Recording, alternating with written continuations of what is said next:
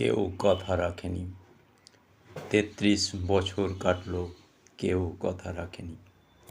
ছেলেবেলায় এক বোষ্টমী তার আগমনী গান হঠাৎ থামিয়ে বলেছিল, শুক্লা দ্বাদশীর দিন অন্তরাটুকু শুনিয়ে যাবে।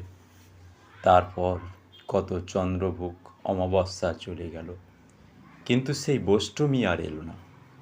২৫ বছর প্রতীক্ষায় আছি। মামার বাড়ির মাঝি নাদির আলী বলেছিল, বড় হও দাদা ঠাকুর, তোমাকে আমি ৩ প্রহরের বিল দেখতে নিয়ে যাব। সেখানে পদ্ম ফুলের মাথায় সাপ আর ভ্রমর খেলা করে।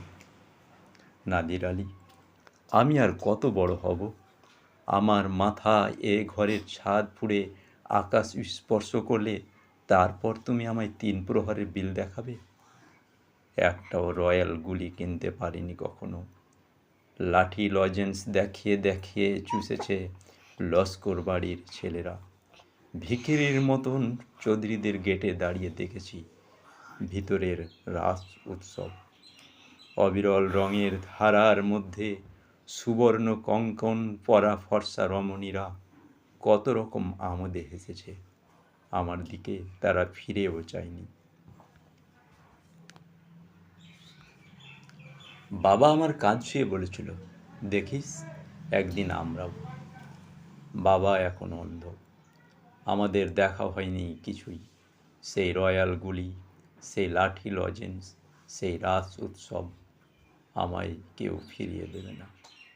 বুকের মধ্যে সুগন্ধি রুমাল রেখে বরুণা বলেছিল, যেদিন আমায় সত্যিকারে ভালোবাসবে সেদিন আমার বুকেও এরকম আতরের গন্ধ হবে। ভালোবাসার জন্য আমি হাতের মুঠোয় প্রাণ নিয়েছি, দুরন্ত ষাঁড়ের চোখে বেঁধেছি লাল কাপড়, বিশ্ব সংসার তন্ন তন্ন করে খুঁজে এনেছি ১০৮টা নীল পদ্ম, তবু কথা রাখিনি বরুণা। এখন তার বুকে শুধুই মাংসের গন্ধ। এখন সে যে কোনো নারী। কেউ কথা রাখেনি।